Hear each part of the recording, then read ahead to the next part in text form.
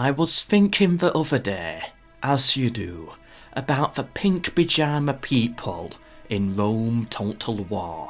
These beautiful little units right here, oh, how adorable. However, it's not just Pink Pyjama People. We have them in blue, teal and grey, all in the same uniform. I will deny it no longer. Their very existence has been bothering me now for quite some time. Why are they everywhere, all identical in everything but colours and allegiance? They are not mercenaries. They are recruited from out of the population pool, meaning they are citizens. It's not like the design is effective, so adopted by all. Phalanxes are effective. Factions get inspired to make their own variants.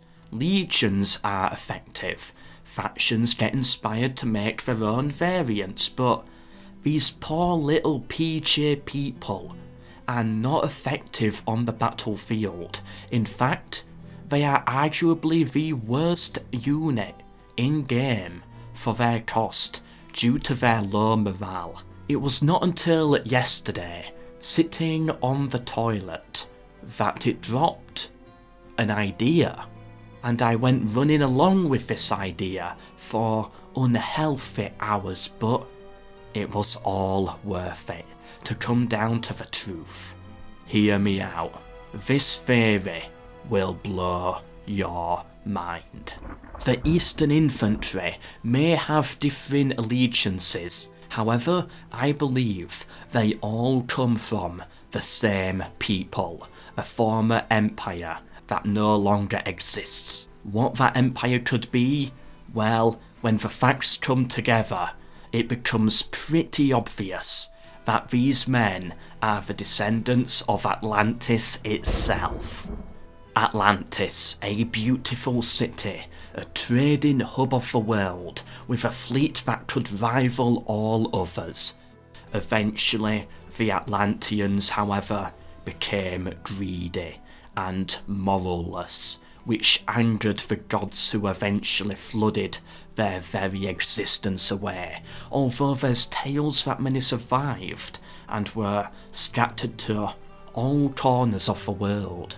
Greed, corruption, possibly factionalism. This usually becomes the case when certain families or houses rise up, such as what triggers the Roman Civil War, and again, to some extent, the fall of Rome. Those internal divisions lead to all-out chaos, and I believe that the developers at CA were using the Eastern Infantry Pyjama People as a warning to future civilizations about the troubles of internal conflict. Pink, blue, teal, and grey. 4 colours, specifically 4 colours, something to mirror the red, blue, green and purple of the Roman houses. It's such a subtle detail, but it's all there, nevertheless. Look closer and what do we see? Customised designs on their shields, likely the faction icons of their old Atlantean houses. And what comment did I give when first seeing them in the remaster? Is that it looks like some atomic bomb being split up and you know, the atomic stuff. That's right, the atomic nuclear symbol, showing how deep down advanced these people really are, or were. Now, I know what you're thinking. This video deserves a like, and also, what proof do you have that they are Atlanteans, MELKOR? The Atlanteans were wealthy, likely mostly merchants and businessmen by this point. These men, when desperate for money, will do anything in their greed, even fight in wars. They march into battle only wearing the finest of clothing, and then break, routing from the field, once the true horrors of war are suddenly brought upon them. That's why Carthage rarely hired their own men for warfare. Some civilizations are just not built for it. However, the obvious evidence comes from the field of colour symbolism. Julii, red, meaning revolution, energy, and power, all traits the faction does have. Brutii, green, growth and wealth, which they certainly gain when conquering Greece. And to look at their temples, growth and wealth are the main themes of them. Scipii, blue, respectable and dependable, which is what the Scipiones were all about for Rome, plus they are least likely to start the civil war in campaign, and then last but not least, the Senate, purple, power and royalty. They all fit.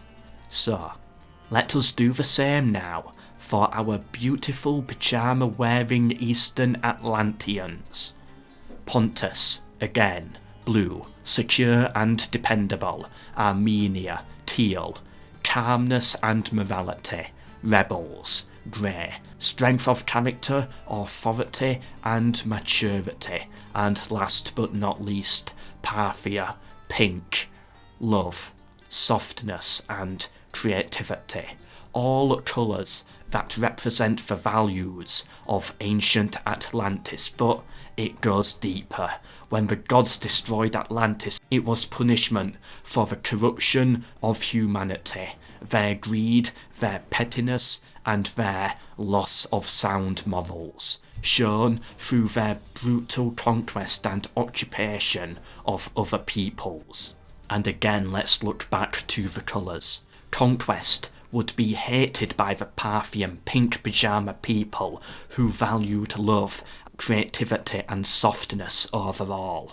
The loss of morality would be hated by the Armenian Teel Pyjama People, who highly valued morals. The pettiness would be hated by the rebels in grey, who valued strength of character and authority of a mature kind. And lastly, the greed would be hated by those people of Pontus's blue pyjama people. Security and dependability. They don't sound like those who would be tempted by greed. It all fits. These people here are the survivors of Atlantis, who were later forced to settle in the Middle East. Why they survived? Because they were the good ones. Why do factions recruit them?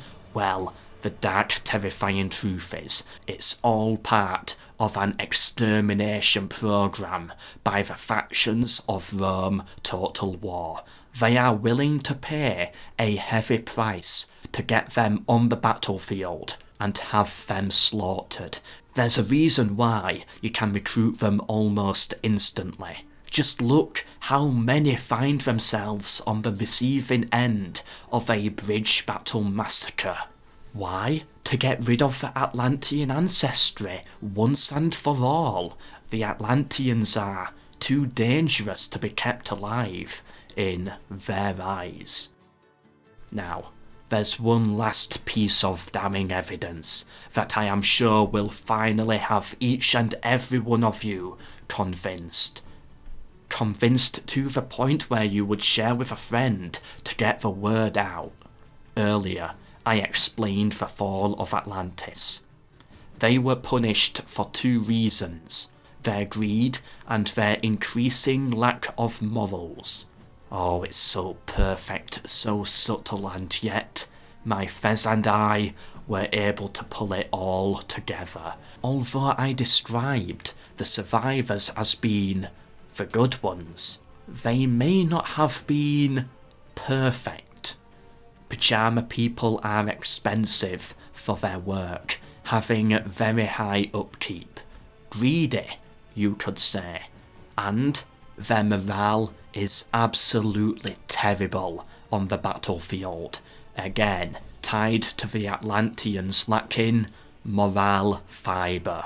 Anyway, I have been the Melkorizer, Melkor. and I hope this video has opened your mind to all the insanities of this world. But I am not done yet with divulging the dark secrets behind CA. I have another theory in the works, one which needs more time. I don't want to spoil it all yet, but I will say this. It turns out the Creative Assembly has been leaving subtle clues in their games that predict the end of the universe itself, with hints here and there as guidance for how future generations can prevent it all. Yes, I have found this. Oh, Tim Ansel, you mastermind. Like, subscribe, and turn on notifications for more. It really helps me out. And remember to share the video. The message needs to get out there. Mel gone.